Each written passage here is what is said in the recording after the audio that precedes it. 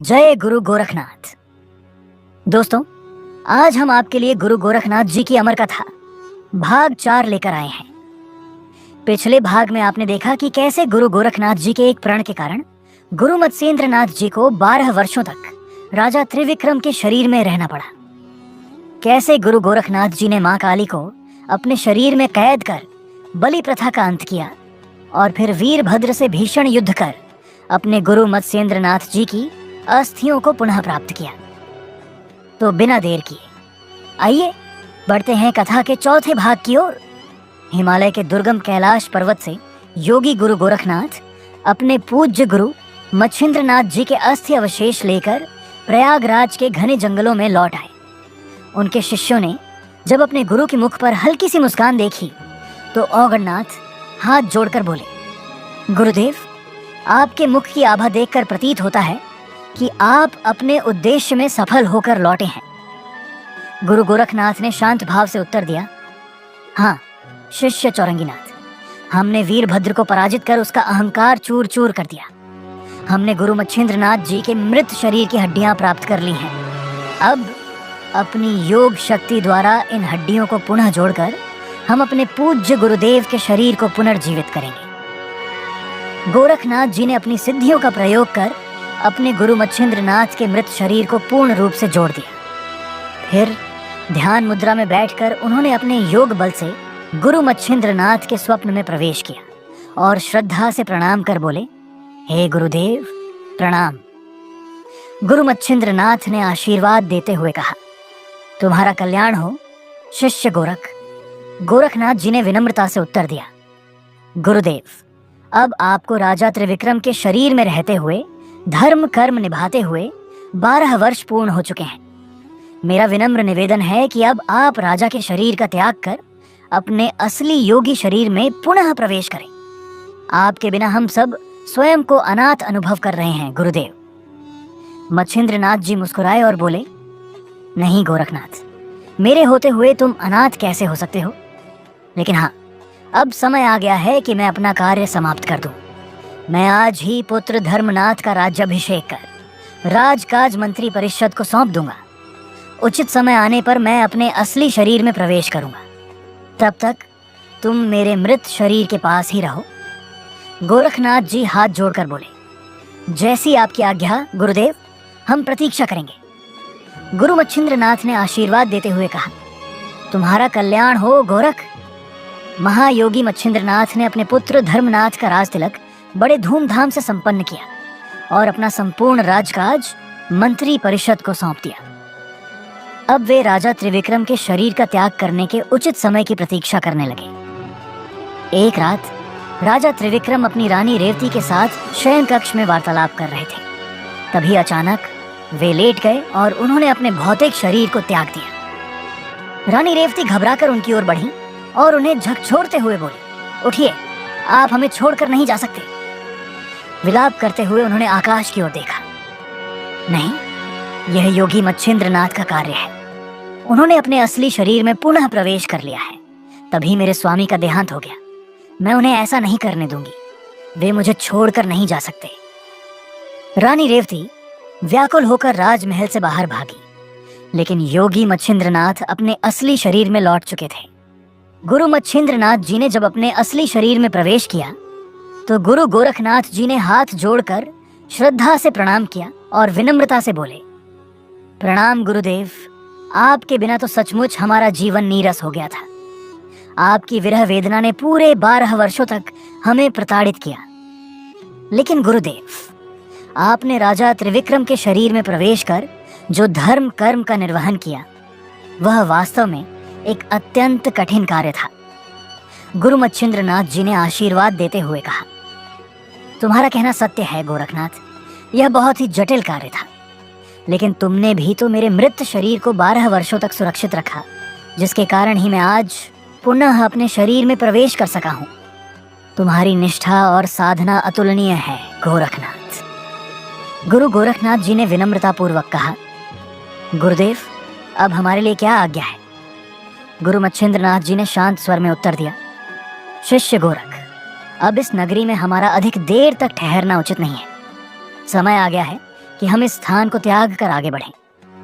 गोरखनाथ जी ने सिर झुकाकर कहा, जैसी आपकी आज्ञा गुरुदेव। इस प्रकार महायोगी मच्छिंद्रनाथ जी ने राजा त्रिविक्रम के शरीर का त्याग कर पुनः अपने असली शरीर में प्रवेश किया। वे अपने शिष्यों के साथ प्रयागराज से प्रस्थान कर गए। रानी रेवती जब इस समाचार को सुनकर महल से बाहर दौड़ी तो उनके आंसू थमने का नाम नहीं ले रहे थे। उन्होंने करुणा से पुकारा, स्वामी, आप हमें छोड़कर क्यों चले गए?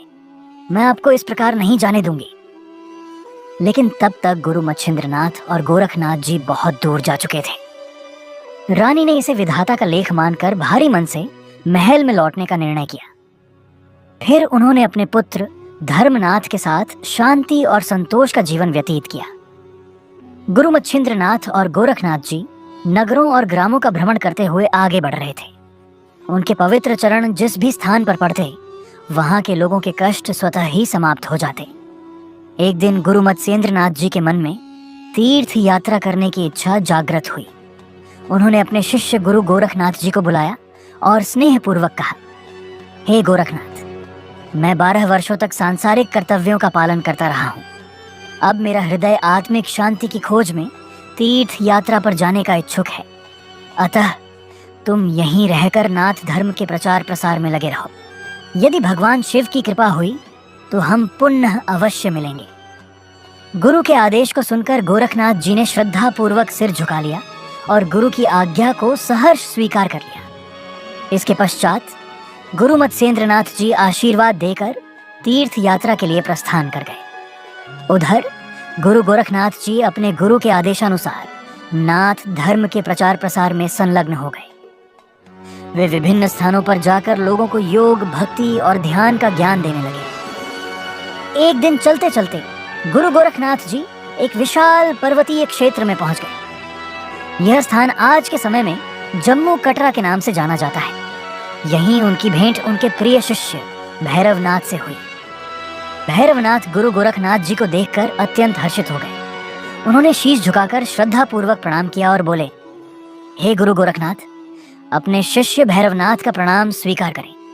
आज आपने इस स्थान पर पधार कर मुझ पर बड़ा उपकार किया है। गुरुदेव, एक लंबे अरसे के बाद आपके दर्शन हुए हैं। आपने तो जैसे अपने इस शिष्य को भुला ही दिया था।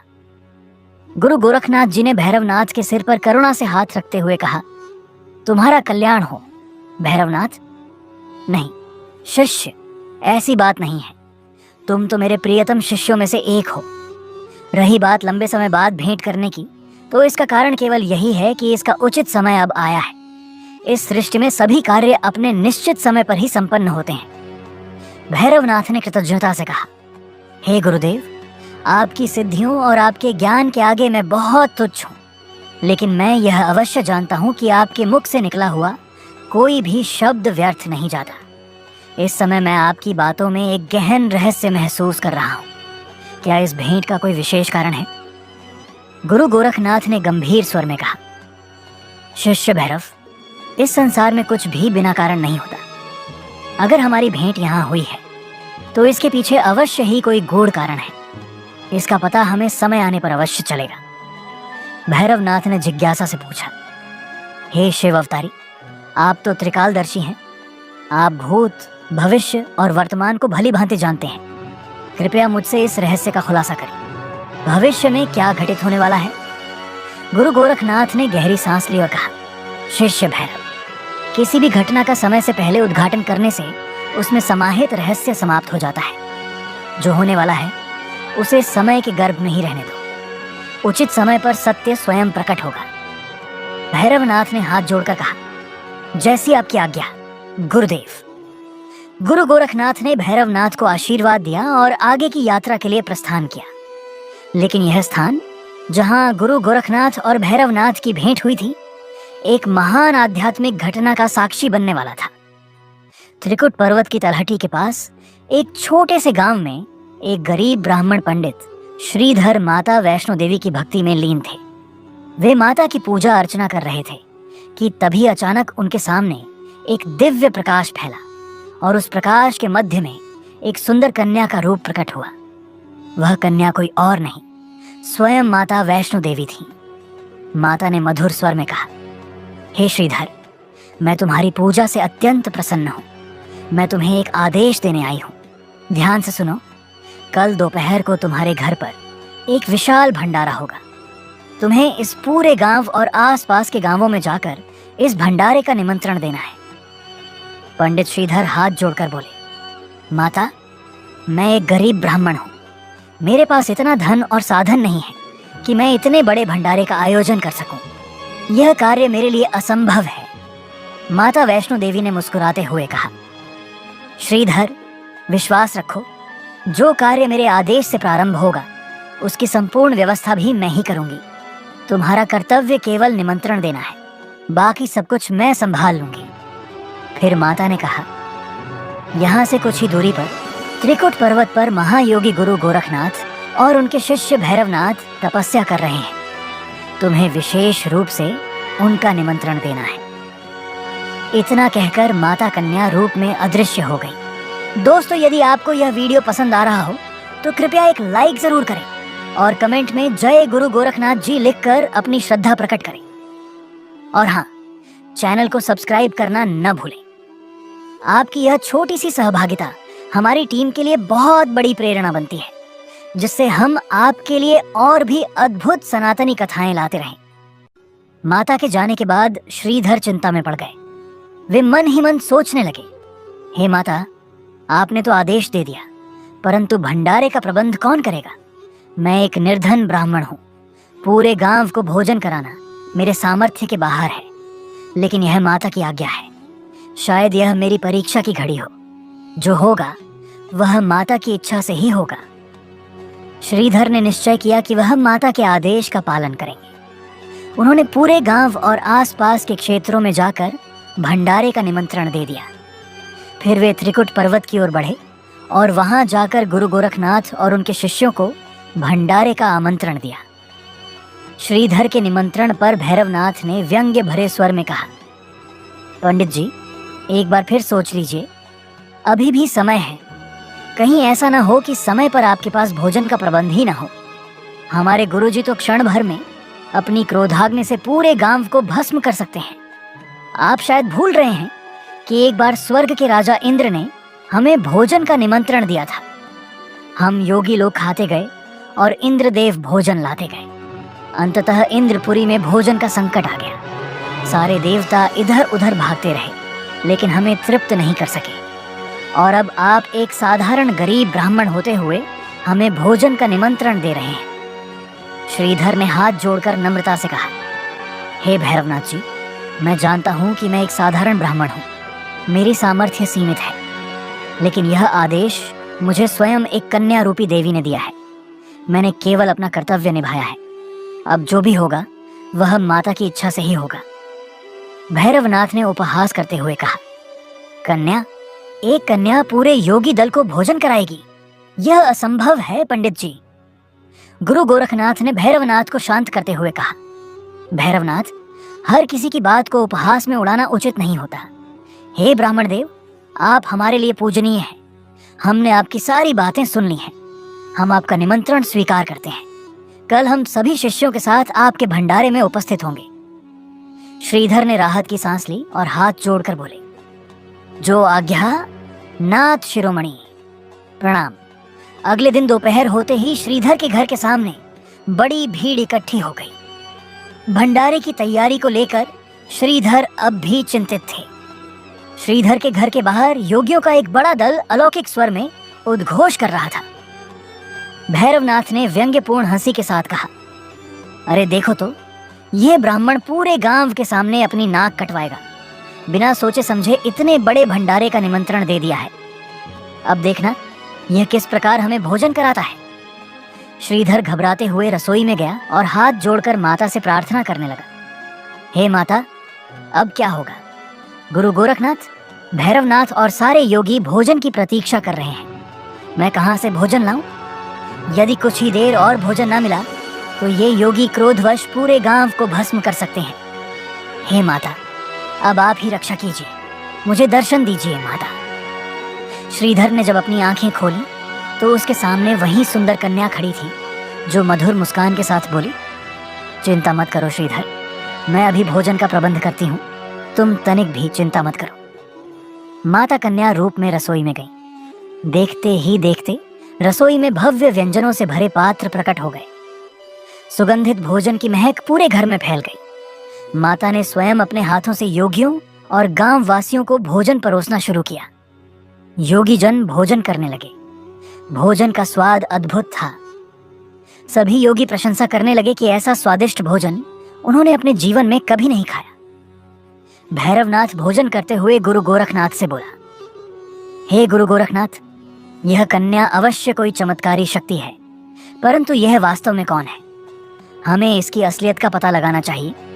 यदि आपकी आज्ञा हो तो मैं इस कन्या की परीक्षा लेना चाहता हूं। गुरु गोरखनाथ ने गंभीर स्वर में कहा, जैसी तुम्हारी इच्छा भैरवनाथ, हमारी ओर से तुम्हें पूर्ण अनुमति है।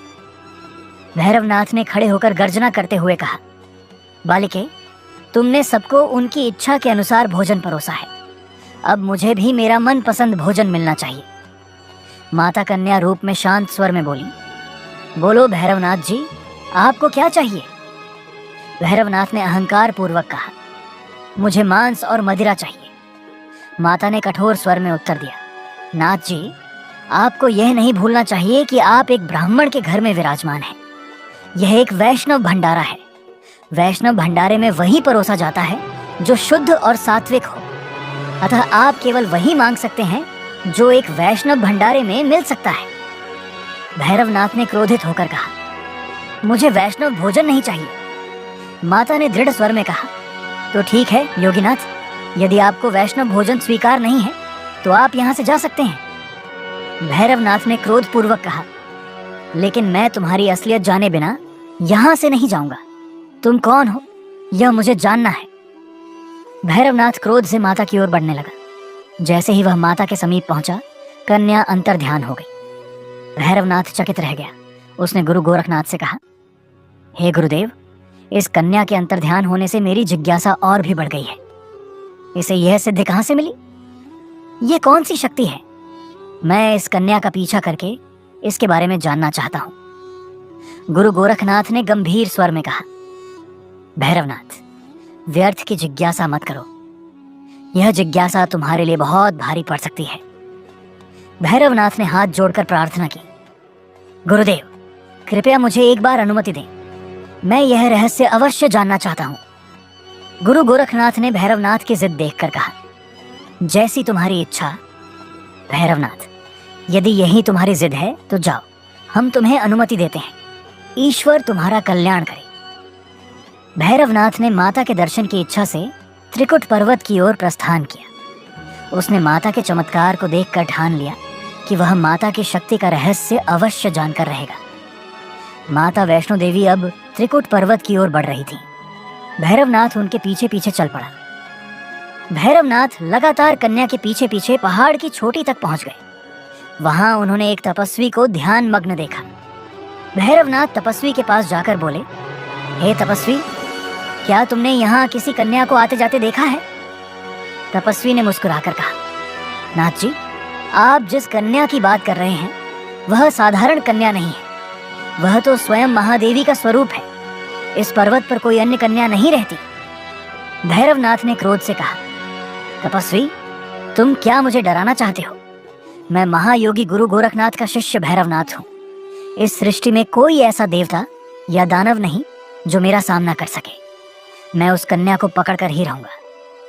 तपस्वी ने गंभीर स्वर में कहा, नाथ जी, शास्त्रों में लिखा है, विनाश काले विपरीत बुद्धि। जब किसी के अंत का समय नजदीक होता है तो उसकी सोचने समझने की शक्ति खत्म हो जाती है। ऐसा ना हो कि आपके साथ भी यही हो रहा हो। भैरवनाथ ने क्रोध में तपस्वी को घूरते हुए कहा, अपनी जीभ को लगाम दो साधु। अगर उस कन्या का पता न चला तो सारा क्रोध तुम पर उतर जाएगा। अब मेरी जिज्ञासा और भी बढ़ गई है। मैं यह जानकर ही रहूंगा कि वह कन्या कहाँ गई। दूसरी ओर माता वैष्णो देवी गुफा के द्वार पर खड़ी थीं। उन्होंने पवन पुत्र हनुमान को स्मरण किया। हनुमान जी तुरंत वहां प्रकट हुए और बोले, आदेश करें माता, आपके शिष्य के लिए क्या सेवा है? माता वैष्णो देवी ने कहा, हे पवन पुत्र, भैरवनाथ नामक एक योगी पिछले 9 महीनों से मेरा पीछा कर रहा है। मैं इस गुफा में जा रही हूँ, तुम गुफा के द्वार पर पहरा देना। ध्यान रखना कि भैरवनाथ किसी भी हाल में गुफा के भीतर प्रवेश न कर सके। अगर उसने ऐसा करने की कोशिश की तो उसे रोकना तुम्हारी जिम्मेदारी होगी। हनुमान जी ने हाथ जोड़कर कहा, माता आप निश्चिंत रहें, भैरवनाथ इस गुफा के अंदर प्रवेश नहीं कर सकेगा। अगर उसने ऐसा करने की चेष्टा की तो वह मुझसे नहीं बच पाएगा। आप तनिक भी चिंता न करें। माता वैष्णो देवी ने आदेश देते हुए कहा, हनुमान जी, भैरवनाथ कभी भी यहाँ पहुंच सकता है, अतः तुम्हें पूरी तरह सतर्क रहना होगा। हनुमान जी ने सिर झुकाकर कहा, जो आज्ञा माता, मैं भैरवनाथ को संभाल लूंगा, वह इस गुफा के अंदर कदम भी नहीं रख सकेगा। इस प्रकार माता वैष्णो देवी गुफा में चली गईं और हनुमान जी गुफा के द्वार पर पहरा देने लगे। उधर भैरवनाथ तपस्वी की बातों को नकारते हुए माता की खोज में आगे बढ़ रहा था। उसे इस बात का आभास भी नहीं था कि वह स्वयं अपने विनाश की ओर बढ़ रहा है। दोस्तों, यदि आपको यह वीडियो पसंद आ रहा हो तो कृपया एक लाइक जरूर करें और कमेंट में जय गुरु गोरखनाथ जी लिखकर अपनी श्रद्धा प्रकट करें। और हाँ, चैनल को सब्सक्राइब करना न भूलें। आपकी यह छोटी सी सहभागिता हमारी टीम के लिए बहुत बड़ी प्रेरणा बनती है, जिससे हम आपके लिए और भी अद्भुत सनातनी कथाएं लाते रहें। भैरवनाथ गुफा की ओर तेज कदमों से बढ़ रहे थे। तभी पवन पुत्र हनुमान ने गरजते हुए कहा, रुक जाओ भैरवनाथ, आगे मत बढ़ना। भैरवनाथ ने अहंकार से कहा, तुम कौन हो मुझे रोकने वाले? मैं भैरवनाथ हूं, संपूर्ण सृष्टि में कोई ऐसा नहीं जो मुझे रोक सके। हट जाओ मेरे रास्ते से। हनुमान जी ने गंभीर स्वर में कहा, भैरवनाथ, मैं लांगूर वीर हूं, माता वैष्णो देवी के आदेशानुसार इस गुफा की रक्षा कर रहा हूं। अगर तुमने आगे बढ़ने की चेष्टा की तो परिणाम तुम्हारे लिए घातक होगा। भैरवनाथ ठहाका लगाते हुए बोले, पवन पुत्र हनुमान, लगता है तुम्हारी मृत्यु मेरे हाथों ही लिखी है। अब तक इस सृष्टि में कोई ऐसा देव या दानव नहीं हुआ जो भैरवनाथ का सामना कर सके। यदि तुम में शक्ति है तो आओ मेरा सामना करो। हनुमान जी ने चेतावनी देते हुए कहा, भैरवनाथ, गुफा के अंदर प्रवेश करने की भूल मत करना। चुपचाप लौट जाओ, वरना इसका अंजाम बुरा होगा। भैरवनाथ ने गर्व से कहा, भैरवनाथ उन कायरों में से नहीं जो वापस लौट जाए। अगर तुम में शक्ति है तो आओ, मुझे रोक कर दिखाओ। यह सुनते ही भैरवनाथ और हनुमान जी के बीच भयंकर युद्ध छिड़ गया। दोनों महान योद्धा थे, इसलिए युद्ध लंबे समय तक चलता रहा। पूरा वातावरण उनके पराक्रम से गूंज उठा।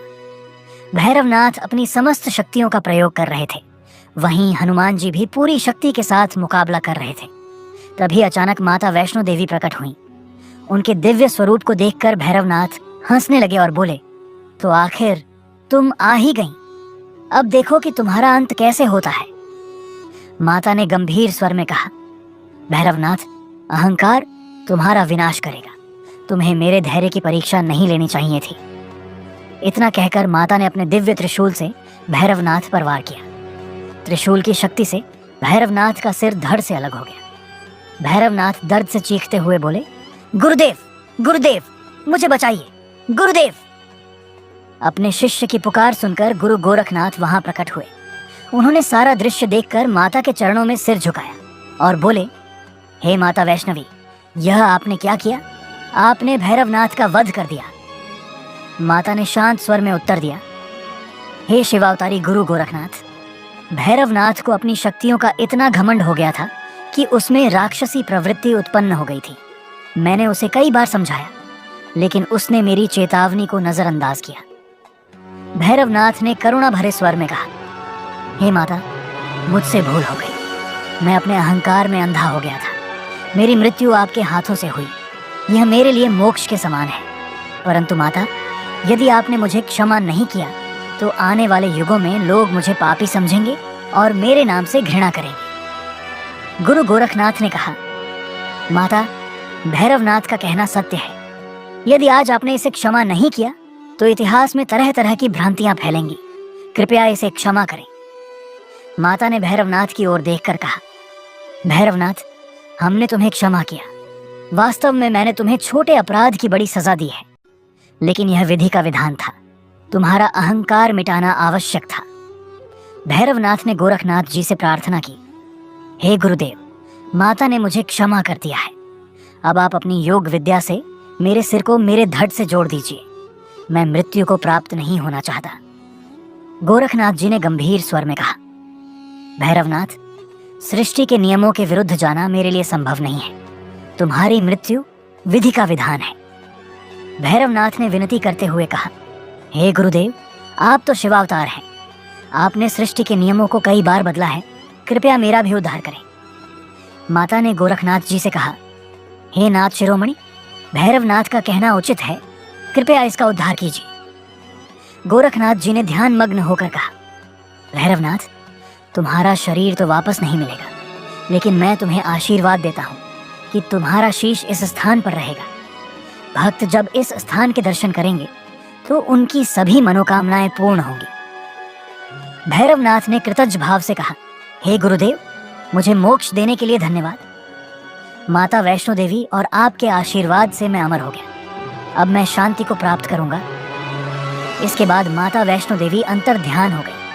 भैरवनाथ का शीश त्रिकुटा पर्वत पर स्थित रह गया। तभी से इस स्थान को भैरव घाटी कहा जाने लगा। भक्त आज भी माता वैष्णो देवी के दर्शन करने के बाद भैरवनाथ के मंदिर के दर्शन करते हैं ताकि उनकी यात्रा पूर्ण हो सके। इस प्रकार भैरवनाथ के अहंकार का अंत हुआ और माता वैष्णो देवी की महिमा संपूर्ण सृष्टि में फैल गई। दोस्तों, वीडियो अब काफी लंबा होता जा रहा है, इसलिए इसे और अधिक न खींचते हुए हम इस भाग को यहीं विराम देते हैं। लेकिन चिंता न करें, मैं जल्द ही इस कथा का 5वां भाग लेकर आऊंगा। अगर आपको यह भाग पसंद आया हो तो कृपया एक लाइक दें और कमेंट में जय गुरु गोरखनाथ जी लिखकर अपनी श्रद्धा दिखाएं। और हाँ, चैनल को सब्सक्राइब करना न भूलें, क्योंकि आपकी यह छोटी सी क्रिया हमारी पूरी टीम को और अधिक प्रेरणा देती है, जिससे हम आपके लिए ऐसी ही और रोचक सनातनी कथाएं प्रस्तुत करते रहें। धन्यवाद। जय गुरु गोरखनाथ।